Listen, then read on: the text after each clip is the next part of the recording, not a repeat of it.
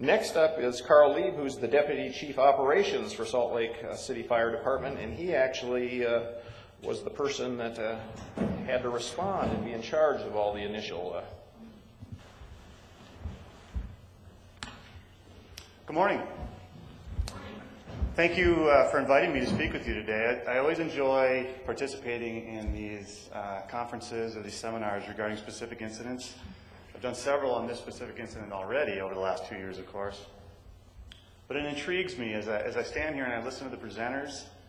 It occurs to me that I may be one of the few people in the room who really doesn't know a lot about industrial pipelines. Yet it's myself and my people who are going to be the first people on scene to address such an incident. So I think that's an interesting paradox, and I think that gives credibility to this kind of a seminar, because that's why we're here, to talk about that and talk about informing first responders, as a big part of it. And that's going to make us better as we go forward. So I know a lot of you are familiar with the Red Butte incident. I have some slides here to go over it, and I will go through them. But I want to tell you a little bit and give you a little perspective about your fire department. If you're local here, this may be news to you. If you're not, I'll give you a little bit of idea of how we operate. We cover approximately 110 square miles in Salt Lake City. Residential population in Salt Lake is about 200,000 people. Any given workday, however, it balloons to upwards of 400,000 people. I have 350 employees through 14 stations throughout Salt Lake City.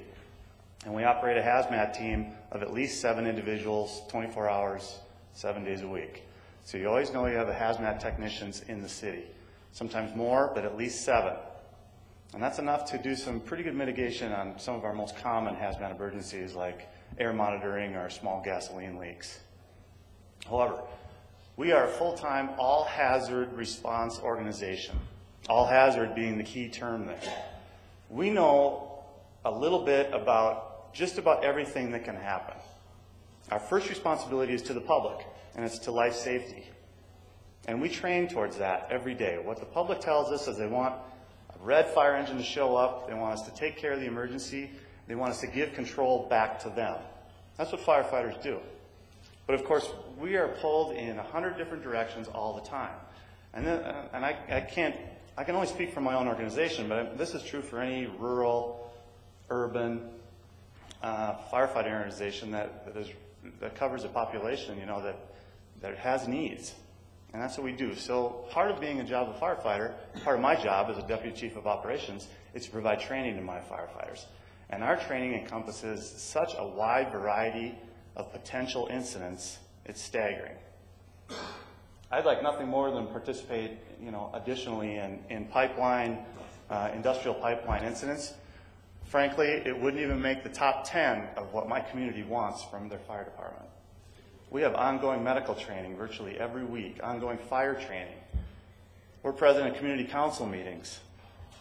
Our public relations responsibilities are increasing every day.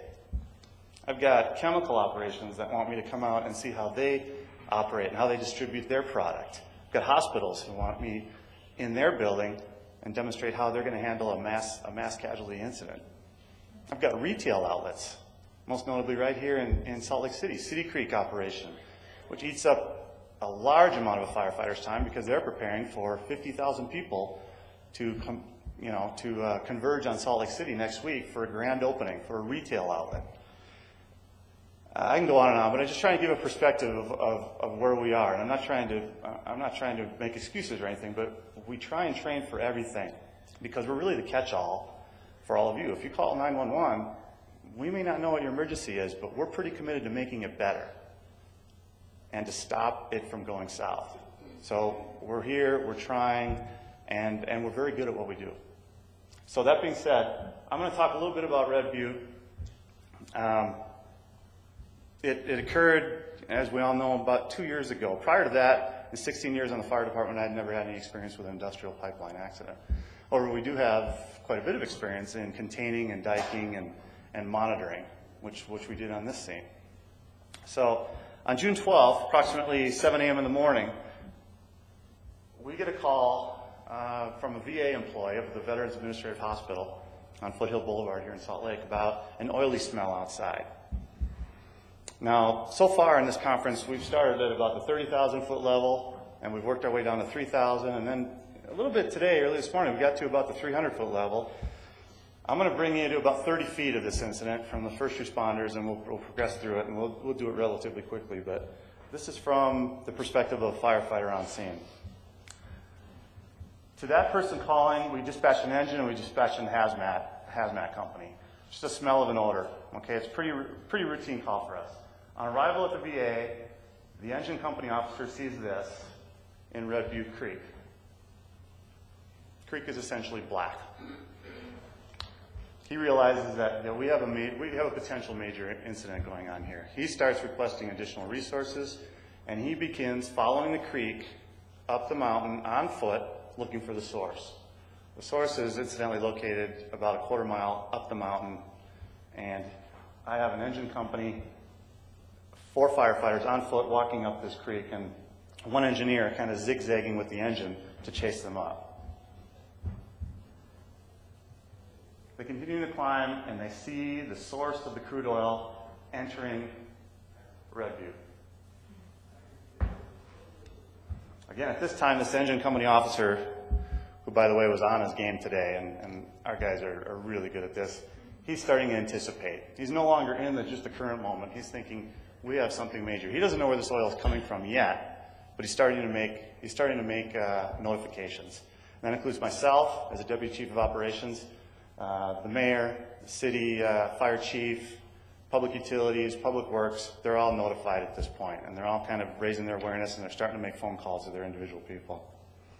Further investigation. The power station. We've seen this photo before during the seminar. The captain on this engine obviously identifies that the leak is coming from this area. It's bubbling, literally bubbling up right here. Still doesn't know, what it's about or where it's from, but he can circumvent this whole area here, and he can pretty much identify that this is our source. Doesn't know what's going on yet though, but he knows he's got crude oil or some form of oil going into Red Butte Creek, and he's starting to assign his people that he has, which is his own people, 3 firefighters and an additional hazmat unit, additional 4 firefighters. He's starting to assign them to try and divert this creek, to divert the oil from the creek, literally with shovels and buckets. More investigation comes across this, the placard. This was a key part of mitigating this incident right here. Petroleum pipeline. It's got a big Chevron stamp on it. We call that number. Chevron's alerted, hey, we've got a problem up here. These placards are primary notifications for us, whether they're on a semi, whether they're on a rail car, whether they're on an alarm panel at a business, or whether they are a pipeline. We call this number, and Chevron mobilizes. Here's the firefighters doing their thing. This is what we have to deal with right now. We're throwing absorbent booms in the water. We're shoveling, but this is a losing game. Red Creek is inundated with oil at this point, and we're just trying to stop the flow. We're trying to reduce it. It's what we do. Our first priority is life safety. Our second is incident stabilization. And our third priority is property conservation. So we're underway here. More of the resources we have on hand. Absorbent. We don't have enough absorbent to absorb this scene. Okay, right now, administrators from Salt Lake City are starting to gather, including myself.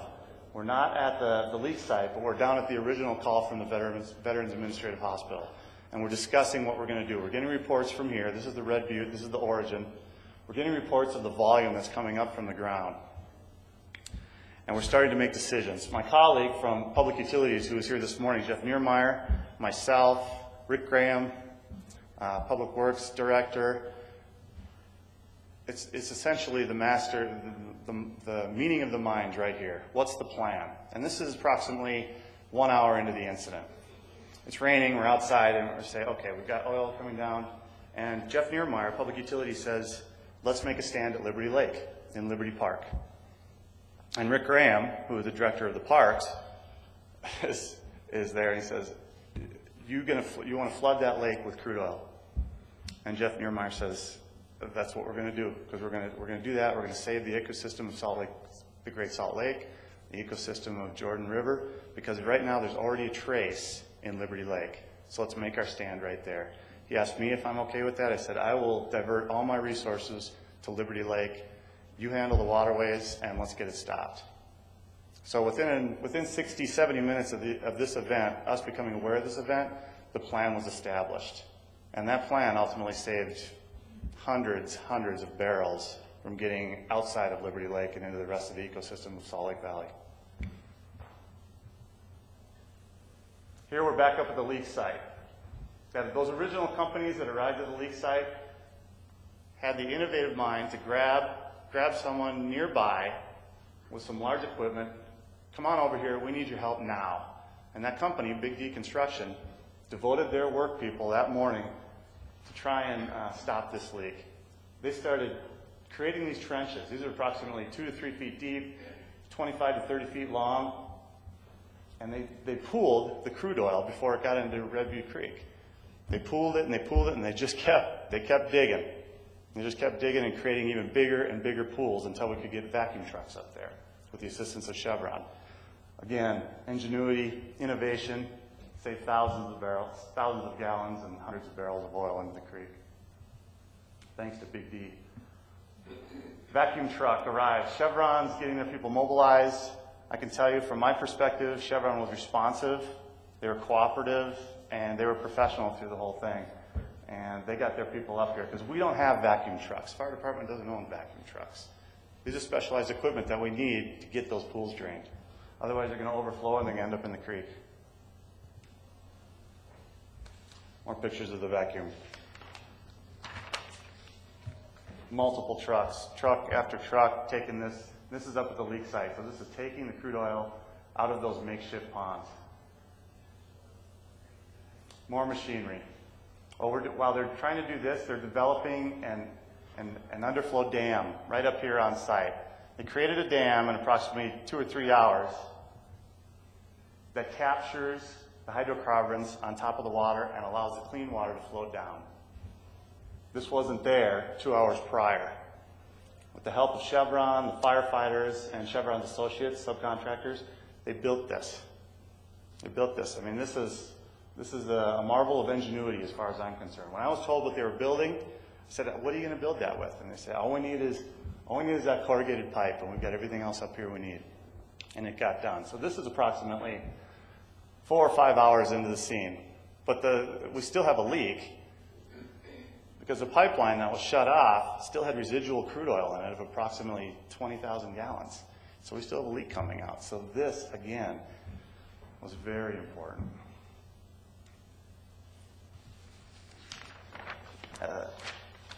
This was the damage that had already been done.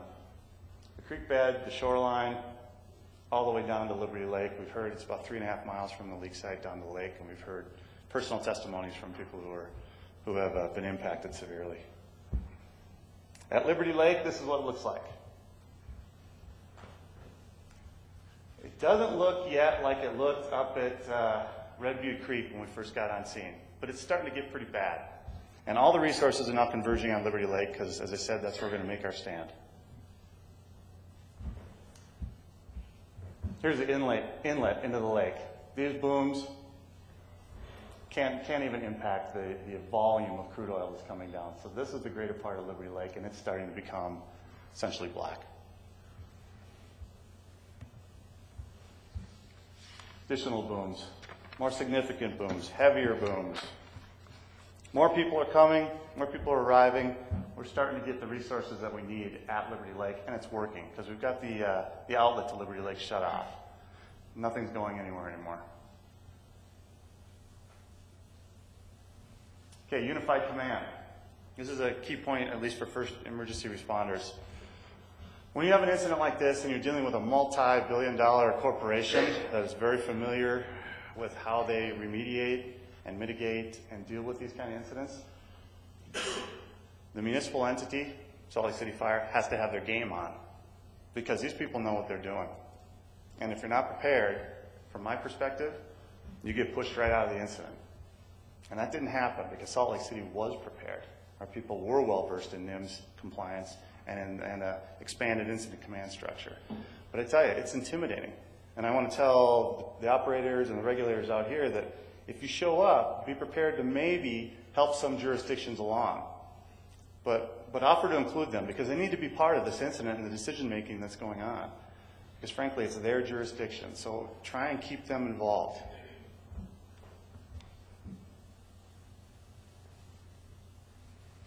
People are starting to converge on Liberty Lake. Surprising how many volunteers showed up at the lake for whatever they could do to help. I mean, we had people, these are CERT people, you know, community leads emergency response team that came out of the woodwork. We had dozens of CERT people. We had just volunteers. They're concerned about the lake. They're concerned about the wildlife around the park. Everyone wanted to lend a helping hand. And frankly, the challenge then for Unified Command is to direct these people and get somebody and get them to provide practical assistance for the event without harming them. You can see the number of resources we had at Liberty Park. We essentially had to close the park. What we did, we closed the park down for several days following this incident while we continued to recover the oil. At this point, the incident is evolving less of a first response incident into a containment incident and soon to be a recovery incident. So now the fire department's role is being diminished and Chevron's role is increasing along with their subcontractors and federal agencies. They're coming in and we're kind of giving more control to Chevron because we don't recover an amount of crude oil like this. This is not our game. Our game is to, as I said before, provide you control once again. And that usually occurs within the first hour. But we had a strong presence here throughout this incident because, frankly, Liberty Park it's one of the jewels of the city, and it's within Salt Lake, and we're the fire department, and we want to know what's going on. And again, the cooperation was very well received by both sides. Just an indicator of the amount of resources we have. We had upwards of 100 different entities here at one time at Liberty Park. Documented that, keep track of where everybody's coming, whether they're coming in, whether they're coming out, all part of an expanded incident command system. Although a lot of people were impacted by the event, and we've heard about this throughout this morning very severely, there's another population that was also impacted that became a very, very big issue at the park, and that was the waterfowl. Approximately 300 Canadian geese call Liberty Park home. And if any of you are golfers, you know Canadian geese have a very poor disposition. And these birds had to be removed and cleaned.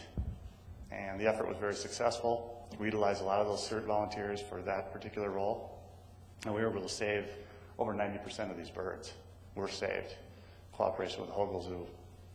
So thanks to them. Okay, Carl, real quick successes on this incident. Response time, by very definition, we are emergency responders. We are the first to respond normally. We were right there on the spot, making good decisions. Resource utilization, couldn't say enough about the fire company that was up at the leak site, grabbing that heavy machinery and starting to dig those trenches. Couldn't say enough about them. Innovative mitigation, the underflow dam, great idea, great use. It was effective. Decision making. Decision to make a stand at Liberty Lake was essential. There really isn't time to make a guess at that point. You get the facts that you have available to you, and if you have the right people in the group, you can make a decision that can impact the future of the whole area for years to come, obviously, and that decision did. And collaboration. As I said before, the variety of entities we had on scene, from municipal to state to county and right up to federal, there was great cooperation, and I think that certainly contributed to the positive outcome, at least as positive as it could have been. Challenges we had: scene control, not something you normally consider. As I said, life safety being a key for us as firefighters.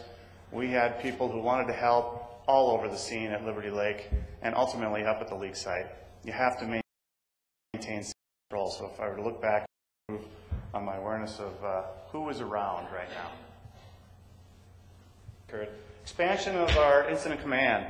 As I said, we were prepared for that, but you need to be prepared to accommodate a variety of knowledge and capability within an incident command structure. But you have to allow the people that you're dealing with to partake in those decision making. I've seen it happen in smaller entities, not like Salt Lake City, but smaller departments. My colleagues have had an incident, and next thing they know, they're out of it. That creates a not a good collaborative effort between the entities involved. So I would definitely prioritize that. I've got it right here. Documentation, same thing. All of you probably have the same problems on scene on some of these emergencies. You have to write everything down that happens because, as we all know, this particular incident is still under investigation. So all my documents have been recalled, and I've provided them, and I'm glad that I had enough foresight to make sure I wrote everything down. And lastly, communication, which always seems to be an issue. You have to know where your people are. You have to keep a good span of control, and you have to give them objectives and goals and make sure that they understand what they're being signed. We had fire units, automatic aid, mutual aid across the valley, and communication was a challenge. So keep that in mind as well. Thank you for your attention. That's what I have for you.